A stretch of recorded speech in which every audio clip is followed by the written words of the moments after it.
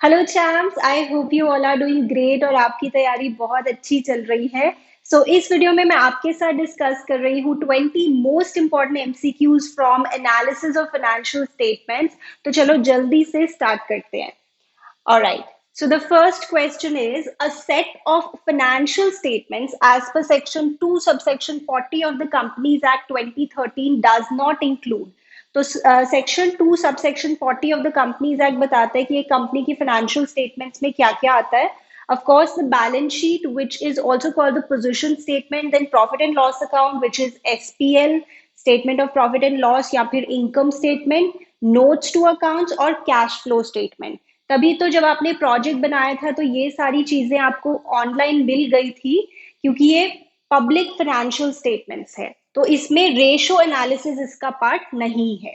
Okay, in a company's balance sheet assets are shown in the order of permanence, liquidity, market value या none of these. तो 11th class में आप पढ़ते थे कि balance sheet बनाने के दो ऑर्डर्स हो सकते हैं, order of liquidity, order of permanence. तो अगर हम अपने कंपनीज एक्ट 2013 के बैलेंस शीट के फॉर्मेट को देखें तो वहां जैसे एसेट्स पहले नॉन करंट एसेट्स लिखते हैं हम, फिर करंट एसेट्स। तो जो ज्यादा परमानेंट एसेट्स है, लंबे समय वाले एसेट्स, उनको हम पहले लिख रहे हैं। So this is the order of permanence. Liquidity के ऑर्डर में तो क्या होता है, सबसे लिक्विड एसेट्स को पहले लिखते हैं, जैसे कैश, मतलब करंट एसेट्स को पहले लिखते हैं। Part 1 schedule 3 of the companies act ने जो बैलेंस शीट का फॉर्मेट दिया है उसमें हम परमानेंस को फॉलो कर रहे हैं। Then, claim against the company not acknowledged as debt is a current liability, provision, reserves and surplus या contingent liability। तो ये शायद आपको पता ही होगा। फॉर एग्जाम्पल, कंपनी के अगेंस्ट कोई केस चल रहा है और कंपनी ने अभी माना नहीं है कि उसको कुछ पेमेंट करनी है, तो ये एक कॉन्टिंजेंट लाइबिलिटी है। हो सकता है हमें पे करनी पड़े, हो सकता है नहीं। अगर हम केस जीत गए तो शायद हमें पे ना करना पड़े। So it is a contingent liability. Sure नहीं है अभी, it depends on the happening और non happening of a future event. So it is a contingent liability, और कॉन्टिंजेंट लाइबिलिटी को हम बुक्स ऑफ अकाउंट्स में शो नहीं करते, we show it as notes. Okay then, ये भी इंटरेस्टिंग क्वेश्चन है। The market price of a share is ₹68 but it is to be issued to employees at ₹50। The difference of 18 will be transferred to, जैसे ESOP में, employee stock option plan में, हम employees को कहते हैं कि अगर आप इतना टाइम हमारे साथ काम करेंगे तो हम आपको कंपनी के शेयर्स देंगे at a price less than the market price. तो ये कंपनी को पहले से ही तैयारी इसके लिए कर लेनी चाहिए। सो इसका सही आंसर है शेयर ऑप्शन आउटस्टैंडिंग अकाउंट। यहाँ पे आउटस्टैंडिंग का मतलब है कि अभी एम्प्लॉइज ने ये ऑप्शन एक्सरसाइज नहीं की है, अभी ये पेंडिंग है। ठीक है, तो सही आंसर है share option outstanding account. Then, office building is under construction and it may take 3 to 4 years for completion, it will be shown under. इसे हम बैलेंस शीट में नहीं दिखाएंगे, या इंटेंजिबल एसेट्स अंडर डेवलपमेंट, या वर्क इन प्रोग्रेस, या capital work in progress. तो आपको पता है जैसे नॉन करंट एसेट्स में the sub head that you use, property, plant and equipment and intangible assets, उसके नीचे जो सब हेड्स हैं उसमें हम दिखाते हैं property, plant and equipment, intangible assets, then capital work in progress और इंटेंजिबल एसेट्स अंडर डेवलपमेंट। तो जैसे ये तो एक तरह का फिक्स्ड एसेट है जो अभी बन रहा है, तो this is shown under capital work in progress. Capital work in progress. देखो, ये इंटेंजिबल एसेट अंडर डेवलपमेंट नहीं है, उसका तो एग्जांपल हो सकता है जैसे कोई आप सॉफ्टवेयर अभी बना रहे हैं, computer software, that is under development, so that could be the example. Work in progress तो वैसे भी इन्वेंट्री से रिलेटेड होता है, which is a current asset. तो ये है कैपिटल वर्क इन प्रोग्रेस। चलो next question, pick the odd one out, और आप अज्यूम करें कि आप एक फाइनेंस कंपनी है। तो बच्चों को कंफ्यूजन रहती है कि एक एक्टिविटी ऑपरेटिंग है, इन्वेस्टिंग है, फाइनेंसिंग है, और फिर उसमें भी आगे बाइफर्केशन है कि एक नॉन फाइनेंस कंपनी है या फाइनेंस कंपनी है। इस पूरी कंफ्यूजन के लिए एक मैंने बहुत ही कॉम्प्रिहेंसिव वीडियो बनाया हुआ है कि आप कैसे रिकग्नाइज करेंगे। अगर आपको डाउट है इस टॉपिक में, आप उस वीडियो को जरूर देखिएगा, I will put the link in the description. इस क्वेश्चन में आप एक फाइनेंस कंपनी है। फाइनेंस कंपनी, सिंपल सा एग्जांपल, जिसका काम ही है कहीं से लोन लेना, कहीं लोन देना, इंटरेस्ट पे करना लोन के ऊपर, इंटरेस्ट रिसीव करना लोन के ऊपर, देन शेयर्स खरीदना, शेयर्स बेचना। जैसे कोई स्टॉक ब्रोकर या कोई mutual fund company is a finance company. तो इसमें ऑड वन आउट बताना है। फाइनेंस कंपनी के लिए इंटरेस्ट रिसीव होना एक normal course of business activity है, ये ऑपरेटिंग है। डिविडेंड मिलना भी उसका एक रोज का काम है, रोज का काम मतलब उसका मेन काम है, ये भी ऑपरेटिंग है। इंटरेस्ट पे करना, क्योंकि उसका काम ही यही है, लोन लेना, लोन देना, इंटरेस्ट पे करना, इंटरेस्ट रिसीव करना, ये भी उसका normal course of business activity है, यानी ऑपरेटिंग है। बट डिविडेंड पे करना किसी भी कंपनी के लिए कभी भी ऑपरेटिंग एक्टिविटी नहीं हो सकता, because dividend is paid only when you issue shares. और शेयर्स इशू करना क्या आपका normal course of business activity है, आपका मेन ऑपरेशन है? नहीं। Shares are issued only to raise funds, यानी issue of shares is always a financing activity, और उससे related dividend paid is also always a financing activity. तो please इस बात को अच्छे से देखकर जाएं, डिविडेंड पेड किसी भी कंपनी के लिए ऑपरेटिंग एक्टिविटी कभी भी नहीं हो सकता। तो ये फाइनेंसिंग एक्टिविटी है, इवन दो ये एक फाइनेंस कंपनी है तो भी। तो this is the odd one out, क्योंकि बाकी सारी ऑपरेटिंग है, ये फाइनेंसिंग है। चलो, this is also nice. Operating cycle से रिलेटेड बातें इसमें की गई हैं। ऑपरेटिंग साइकिल क्या होता है? It is the time period between acquisition of raw material, processing and their final conversion into cash and cash equivalence. मतलब जो पूरा आपको टाइम लगता है, रॉ मटेरियल आता है, फिर उसकी प्रोसेसिंग होती है, फिर आप उसको फिनिश प्रोडक्ट बनाते हैं, फिर बेचते हैं, फिर पैसे मिलते हैं, इस पूरे प्रोसेस में जितना टाइम लगता है उसे ऑपरेटिंग साइकिल कहते हैं। अगर किसी कंपनी का ऑपरेटिंग साइकिल डिफाइन नहीं है तो हम उसे 12 मंथ्स मानते हैं। ऑपरेटिंग साइकिल को समझना इसलिए जरूरी है क्योंकि ये हमें करंट एसेट्स और करंट लाइबिलिटीज की आइडेंटिफिकेशन में हेल्प करता है। इसे भी मैंने एक वीडियो में बहुत डिटेल में समझाया हुआ है। शॉर्ट में अगर मैं आपको बताऊं तो अगर किसी कंपनी का ऑपरेटिंग साइकिल 12 मंथ्स या उससे कम है, ठीक है, तो हमारी करंट एसेट की यूजुअल डेफिनेशन अप्लाई होगी, विच इज कि वो एसेट्स जो within 12 months from the date of balance sheet realise हो जाएंगे वो करंट एसेट्स हैं, और जो बियॉन्ड 12 मंथ्स रियलाइज होंगे वो नॉन करंट एसेट्स हैं। ठीक है, देन अगेन अगर ऑपरेटिंग साइकिल 12 मंथ्स या उससे कम है तो हमारी करंट लाइबिलिटीज की जो नॉर्मल डेफिनेशन है वही रहेगी। ऐसी लाइबिलिटीज जिन्हें आपने पे करना है within 12 months from the date of balance sheet वो करंट लाइबिलिटीज हैं, जिन्हें आपको पे करना है beyond 12 months from the date of balance sheet वो आपकी नॉन करंट लाइबिलिटीज है। तो ये मैंने एक सेगमेंट बताई आपको। अगर ऑपरेटिंग साइकिल 12 मंथ्स या उससे कम है तो हमारी यूजुअल डेफिनेशन अप्लाई होगी, ठीक है। बट अगर ऑपरेटिंग साइकिल 12 मंथ से ज्यादा है, फॉर एग्जाम्पल 15 मंथ्स, चलो मान लो 15 मंथ्स, तो अब ये 15 मंथ्स की हमें लिमिट मिल जाएगी for current assets and current liabilities. So if operating cycle is let's say 15 months, तो हम कहेंगे वो एसेट्स जो within 15 months from the date of balance sheet realise होंगे वो करंट एसेट्स हैं, और बियॉन्ड 15 मंथ्स फिर नॉन करंट एसेट्स हो जाएंगे। सिमिलरली फॉर करंट लाइबिलिटीज, अगर ऑपरेटिंग साइकिल 15 मंथ्स है तो वो लाइबिलिटीज जिन्हें आपको विद इन 15 मंथ्स पे करना है from the balance sheet date वो करंट लाइबिलिटीज हो जाएंगी, और जिन्हें बियॉन्ड 15 मंथ्स पे करना है वो नॉन करंट लाइबिलिटीज हो जाएंगी। सो इन दिस क्वेश्चन अगर हम पहला पॉइंट देखें, ट्रेड रिसीवेबल्स के बारे में बताना है, ऑपरेटिंग साइकिल 20 मंथ्स है, मतलब मोर देन 12 मंथ्स, तो मेरी सीए और सीएल की डेफिनेशन चेंज हो जाएगी और अब लिमिट मुझे मिल जाएगी 20 मंथ्स की, और यहाँ पे इसका एक्सपेक्टेड रियलाइजेशन पीरियड है 15 मंथ्स, तो ये तो विद इन 20 मंथ्स है ना, तो ये तो मेरा करंट एसेट होगा, क्योंकि ये ट्रेड रिसीवेबल है तो करंट एसेट मतलब debtor. Trade payables operating cycle है 10 मंथ्स, ये लेस देन 12 मंथ्स है, तो मेरी यूजुअल डेफिनेशन अप्लाई होगी। यहाँ पे मुझे पे करना है 15 मंथ्स के अंदर, यूजुअल डेफिनेशन के अकॉर्डिंग तो 12 मंथ्स की लिमिट होती है, ये तो उसके बियॉन्ड चला गया, तो ये नॉन करंट हो गया, और क्योंकि पेबल है तो non current liability. Then trade receivables with operating cycle of 11 months. Usual definition would apply. The limit is 12 months in the usual definition. ये तो उसके बियॉन्ड चला गया, ये नॉन करंट नेचर का हो गया क्योंकि डेटर है तो non current asset.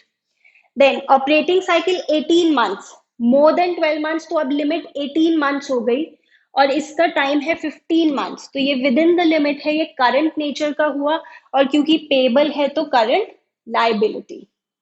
Right, so I hope you understood this. इसको हम मैच कर रहे हैं, तो लेट्स से ये है 1 2 3 4 और ये है A B C D।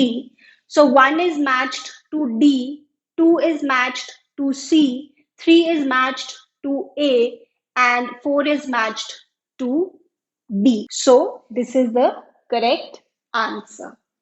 चलो आगे चलते हैं। Now purchase of marketable securities would result in, देखो इस टाइप के क्वेश्चंस भी इंपॉर्टेंट है, इनफ्लो होगा, आउटफ्लो होगा या नो फ्लो होगा कैश और कैश इक्विवेलेंस का। तो कैश और कैश इक्विवेलेंस में मेजरली ब्रॉडली क्या क्या आ जाता है, cash in hand, cash in bank और मार्केटेबल सिक्योरिटीज जिनको हम शॉर्ट टर्म इन्वेस्टमेंट्स भी कहते हैं या करंट इन्वेस्टमेंट्स भी कहते हैं।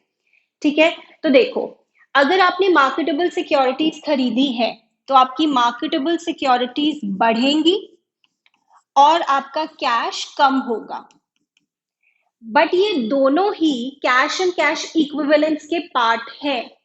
तो एक कंपोनेंट कम हो रहा है, एक कंपोनेंट बढ़ रहा है। एक्चुअली देखा जाए तो कैश एंड कैश इक्विवेलेंस पे इसका कोई चेंज नहीं है, because there is movement between the components of cash and cash equivalents. ठीक है, तो इस टाइप के क्वेश्चंस भी इंपॉर्टेंट होते हैं। बच्चे इसमें यूजुअली कहते हैं अच्छा हमने सिक्योरिटीज खरीदी है तो पैसे जा रहे हैं तो outflow, but that is not the right answer. आपको ये इनफ्लो आउटफ्लो बताना है in terms of cash and cash equivalents. ठीक है, चलो आगे देखते हैं। Which of the following is an example of operating activity, तो देख लेते हैं। सेल ऑफ पेटेंट्स, नहीं ये तो नहीं है क्योंकि पेटेंट एक एसेट है, लंबे समय का एसेट है, ये इन्वेस्टिंग नेचर का हो गया।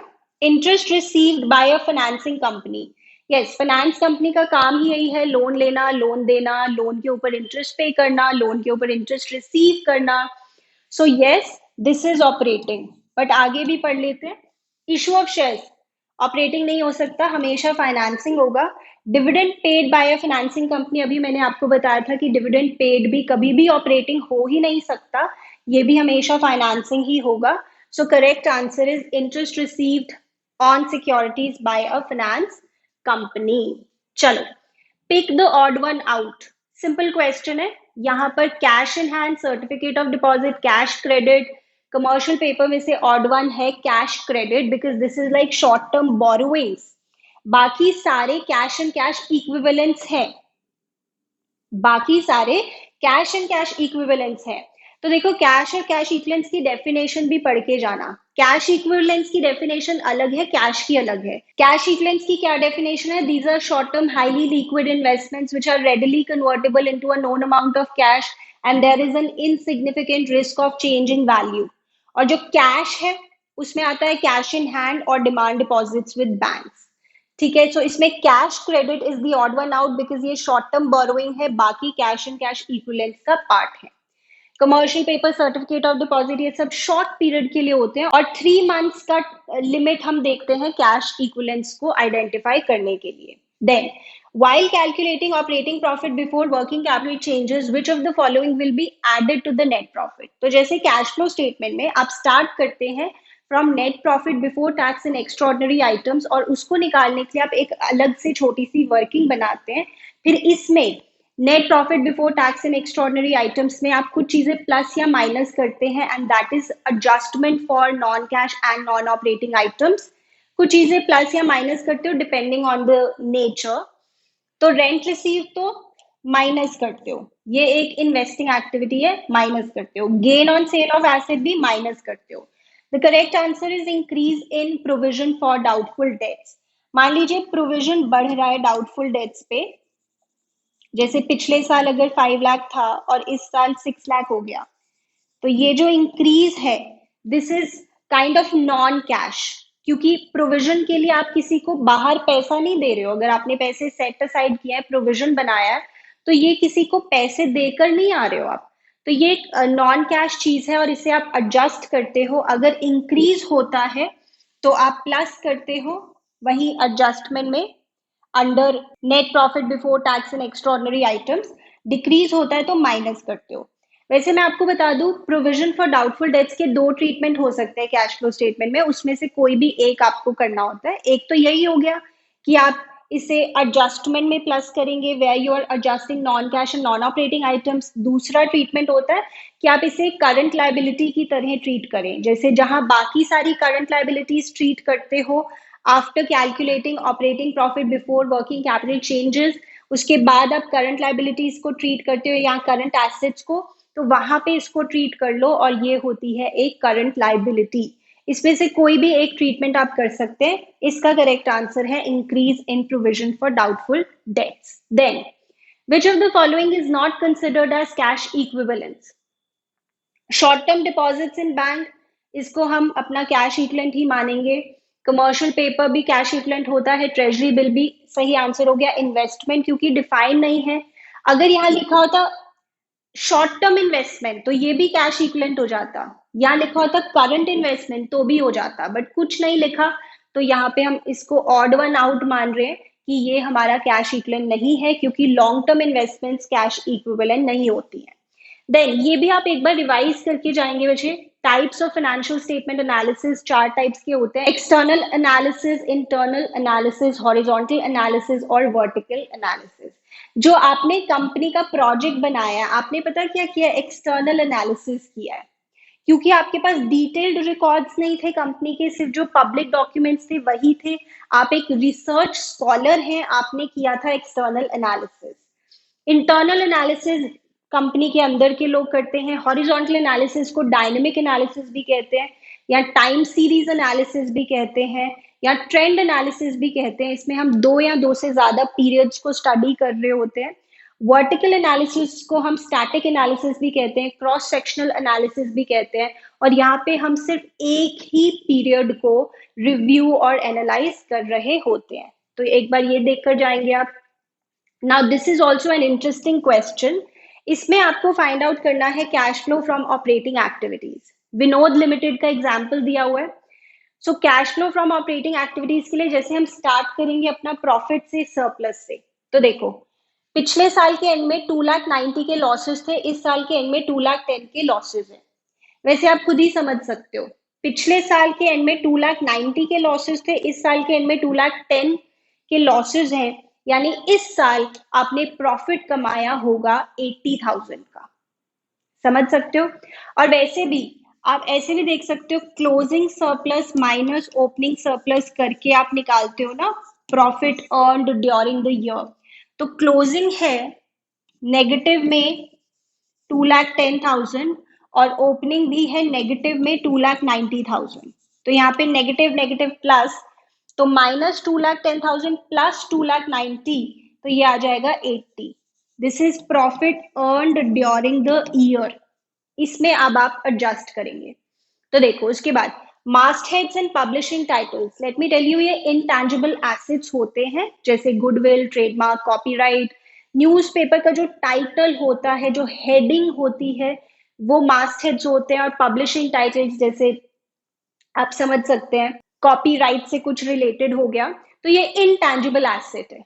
और इनटैंजिबल एसेट की वैल्यू अगर कम हो रही है तो इसको आप अमोर्टाइजेशन मानोगे। जैसे गुडविल की वैल्यू भी अगर कम हो रही होती है, आप उसे गुडविल अमोर्टाइज मानते हैं, which is like depreciation. Depreciation tangible assets पे होता है और अमोर्टाइजेशन इनटैंजिबल एसेट्स पे। तो यहाँ पे आप लिखेंगे कि mastheads and publishing titles written off या अमोर्टाइज्ड कितने से, 30,000। ओके, उसके बाद मशीनरी तो वैसे भी एक फिक्स्ड एसेट है, ये तो इन्वेस्टिंग से रिलेटेड हो गया, बट इसमें नीचे आपको डेप्रीसिएशन के बारे में बताया हुआ है। और आपको पता है non cash non operating items में हम डेप्रीसिएशन को एडजस्ट करते हैं, ऐड करते हैं। सो यहाँ पे उन्होंने कहा है कि जो मशीनरी आपने न्यू खरीदी है वो 1 दिसंबर को खरीदी है। देखो साल के शुरू में 3 लाख की मशीनरी थी, साल के एंड में 5 लाख की मशीनरी है, यानी आपने 2 लाख की नई मशीनरी खरीदी है।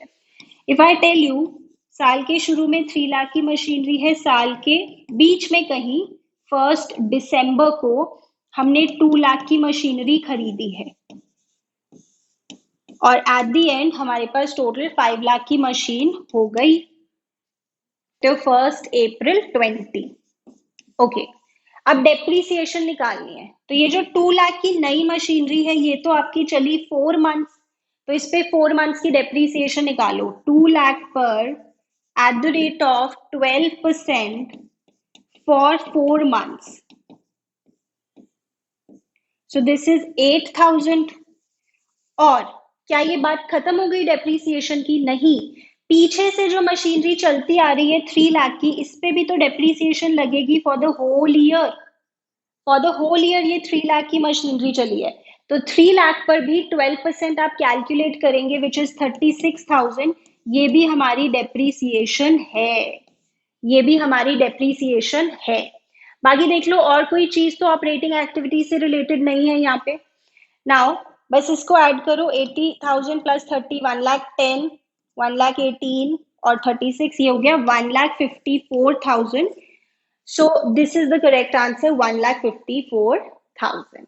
तो इस टाइप के भी क्वेश्चंस आ सकते हैं, इसमें बहुत वेराइटी ऑफ क्वेश्चंस बन सकते हैं। This is an example. चलो आगे चलते हैं। Now extraordinary items. Extraordinary items का मतलब होता है जो कंप्लीटली डिफरेंट आइटम्स होती हैं from the ordinary course of business activities, और ये रेकर नहीं करती, फ्रीक्वेंटली अकर नहीं करती। एक्स्ट्रा ऑर्डिनरी आइटम्स, इसका ट्रीटमेंट क्या होता है कैश फ्लो स्टेटमेंट में? जब आप छोटी सी वर्किंग बनाते हैं ऊपर to calculate net profit before tax and extraordinary items, अच्छा कुछ बच्चे वर्किंग नहीं बनाते, वो कैश फ्लो में ये दिखा रहे होते हैं, that is also fine. But जैसे इलास्ट्रेशन में आप देखते हो वर्किंग बना रहे हैं, उस वर्किंग में आप पहले तो एक्स्ट्रॉर्डनरी आइटम को प्लस या माइनस करेंगे। अगर एक्सपेंस से रिलेटेड है तो प्लस करेंगे, अगर इनकम से रिलेटेड है तो माइनस करेंगे, क्योंकि उसका इफेक्ट हम पहले खत्म कर रहे हैं। And we want to find out net profit before tax and extraordinary items. उसके बाद पूरा जब आपने ऑपरेटिंग का कंप्लीट कर लिया, एक बार मैं आपको रिवाइज करवा दूं। So first you start with net profit before tax and extraordinary items, and in order to calculate this you have to make a working. उसके बाद इसमें आप एडजस्ट करते हैं adjustment for non cash and non operating items. उसके बाद आप लिखते हैं operating profit before working capital changes. उसके बाद आप उसमें सीए और सीएल वाली बातें करते हैं, जैसे हम क्लास में बोलते हैं अच्छी बातें लेस बुरी बातें, प्लस सीए और सीएल मतलब करंट एसेट्स और करंट लायबिलिटीज की बातें। उसके बाद आप लिखते हैं कैश जनरेटेड फ्रॉम ऑपरेशंस, फिर उसमें से माइनस करते हैं tax paid, income tax paid, फिर आपका आता है cash flow before extraordinary items. और अब यहाँ पे आप एक्स्ट्रॉर्डनरी आइटम को प्लस या माइनस करते हो, अगर इनकम है तो प्लस, एक्सपेंस है तो minus, and finally you get cash flow या cash used in operating activities. तो एक्स्ट्रॉर्डनरी आइटम ना हर एक्टिविटी की अलग अलग एग्जाम्पल्स इसके हो सकते हैं।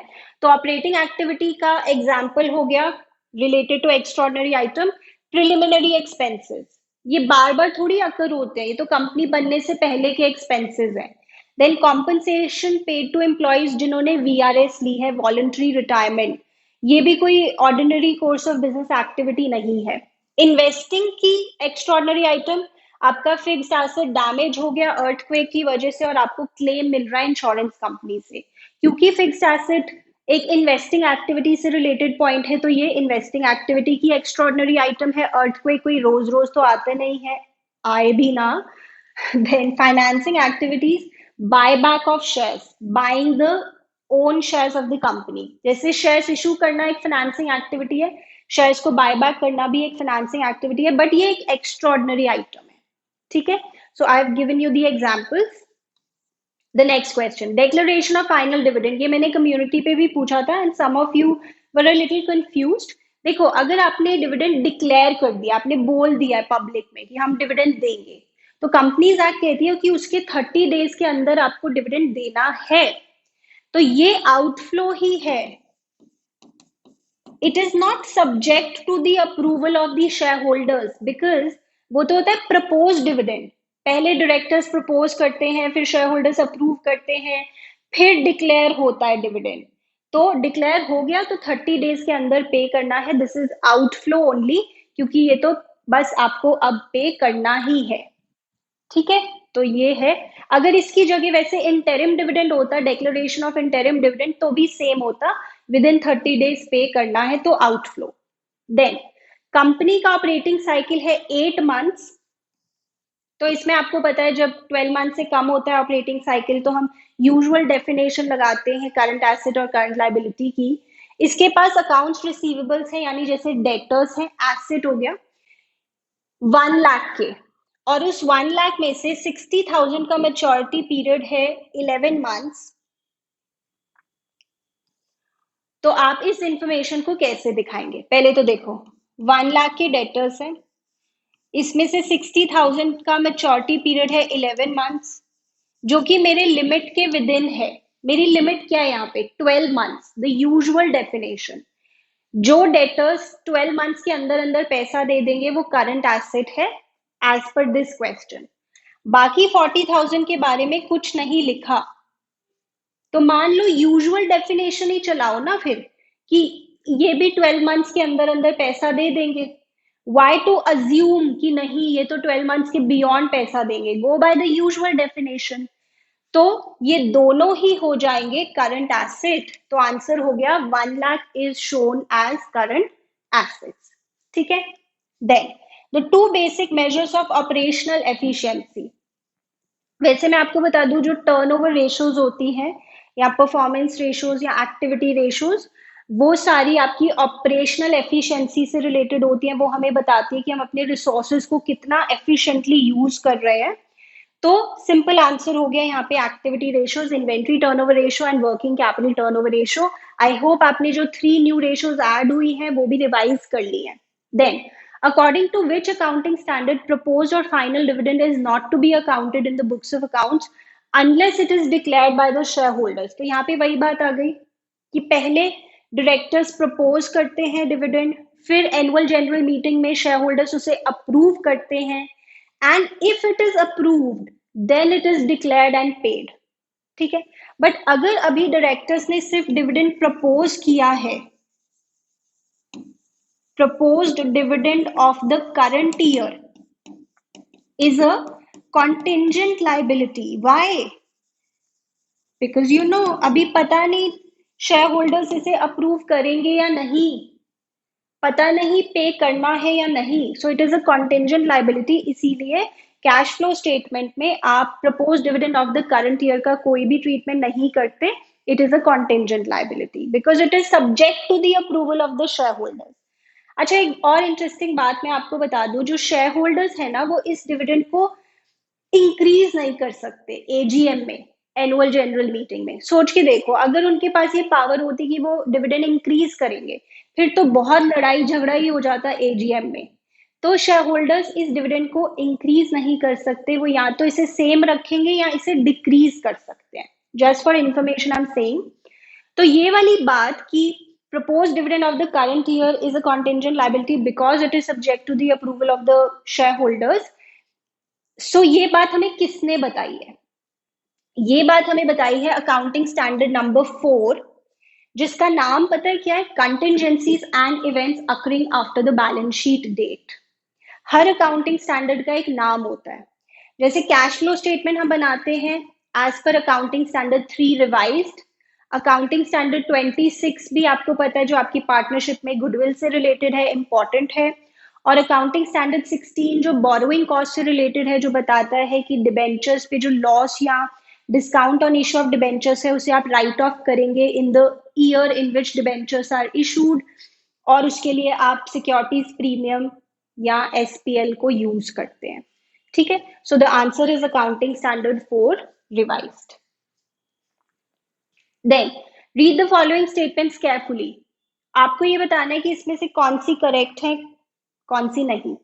Dividend received by a mutual fund company on its investments in other companies' shares will be treated as cash inflow from operating activities। तो वैसे ये मैं आपको बता चुकी हूँ, mutual fund company, stock broker, ये फाइनेंस कंपनी होती है, इनका रोज का ही काम है। रोज का काम मतलब मेन काम है शेयर्स खरीदना, शेयर्स बेचना, शेयर्स पे डिविडेंड मिलता है, लोन देना, लोन लेना, इंटरेस्ट रिसीव करना, इंटरेस्ट पे करना, डिविडेंड पे करना मत बोल देना। सो यस, ये एक सही स्टेटमेंट है। Then cash deposit with bank with a maturity date after 2 months will be treated as cash and cash equivalents. Yes, क्योंकि 3 months का जो होता है ना इन्वेस्टमेंट, वो कैश एंड कैश इक्विवेलेंट का पार्ट होता है। Dividend paid by a finance company is a financing activity, बिल्कुल सही बात। डिविडेंड किसी भी कंपनी के लिए dividend paid is a financing activity. तो ये सभी स्टेटमेंट सही हैं। So all 1, 2, 3 are correct statements. Okay then, current ratio of Vidur Private Limited is 3:2। 3:2 क्या हम कह सकते हैं? दिस वुड बी 1.5:1, है ना? और अब आप इसको मेंटेन करना चाहते हैं एट 2:1, यानी आप करंट रेशो को इंक्रीज करना चाहते हैं, you want to increase it. अच्छा, एक बात मैं आपको बता दूं, मैंने सभी रेशो से रिलेटेड इंक्रीज, डिक्रीज या नो चेंज वाले क्वेश्चंस बहुत ही डिटेल में डिस्कस किए हुए हैं। I put the link of the playlist in the description. अगर आपको कहीं भी कंफ्यूजन है, वो वीडियोस आपको बहुत हेल्प करेंगे। ओके, तो आपको बताना है कि वो 2:1 कैसे मेंटेन कर सकता है। क्या उसे बिल्स पेबल रीपे कर देने चाहिए? तो देखते हैं। अगर रेशो है 3:2 या 1.5:1, तो आप ऐसे कुछ भी अज्यूम कर सकते हो ना कि करंट एसेट्स होंगे 3 लाख, करंट लाइबिलिटीज होंगी 2 लाख, और अगर आप बिल्स पेबल को पे करोगे तो आपका कैश कम होगा, यानी current asset let's say 1 lakh, ऐसे ही मैंने ले लिया, और बिल्स पेबल कम होगा विच इज अ करंट लाइबिलिटी। तो इससे आंसर आ जाएगा जैसे 2 लाख अपॉन 1 लाख। वैसे तो ये आंसर आ ही गया। If you repay the bills, तो इससे आंसर आ गया है, बट आगे भी देखना पड़ेगा। अगर आप गुड्स खरीदोगे तो देखो इससे तो क्या होगा, आपका स्टॉक बढ़ेगा, करंट एसेट बढ़ेगा, कितने से भी, लेट्स से 1 लाख, और आपका लाइबिलिटी भी बढ़ेगी, करंट लाइबिलिटी। तो जैसे आ गया 4 lakh upon 3 lakh, this will be 1.33। तो ये तो रेशो पहले से कम हो गई, ये तो आंसर नहीं हो सकता, this is not right. Then अगर आप शॉर्ट टर्म लोन लेते हैं तो भी यही होगा, क्योंकि शॉर्ट टर्म लोन से आपका कैश बढ़ेगा और लाइबिलिटी बढ़ेगी, करंट लाइबिलिटी, उससे भी यही आंसर आएगा, तो ये भी नहीं हो सकता। तो इसका सही आंसर है कि if you want to make this ratio from 3:2 to 2:1, यानी you want to increase the ratio, then this is the only option out of this, repayment of bills payable. Alright champs, so this is it for this video. Quickly मैं आपको बता दूं कि I hope आपने देख ली होंगी 3 चीजें जो आपके सिलेबस में एडेड हैं। एक तो 3 रेशोज, एक डिसोल्यूशन चैप्टर में जो टैंजिबल एसेट्स हैं, अगर उनकी रियलाइज्ड वैल्यू गिवन नहीं है तो आपको वो बुक वैल्यू माननी है, बट अगर इनटैंजिबल एसेट्स की रियलाइज्ड वैल्यू गिवन नहीं है तो 0 ही मानना है, और रेजिंग और राइटिंग ऑफ गुडविल वाली जर्नल एंट्रीज। ठीक है, इसके अलावा एक और छोटी सी चीज है कि पूरे सिलेबस में सिक्योरिटीज प्रीमियम रिजर्व की जगह हम वर्ड यूज करते हैं securities premium now, this is due to an amendment in the companies act 2013। तो ये छोटी छोटी बातें हैं जो आप देख कर जाए, रिवाइज करके जाए। So I hope this video help you. If it did, please like the video, और अब मिलते हैं अगले वीडियो में।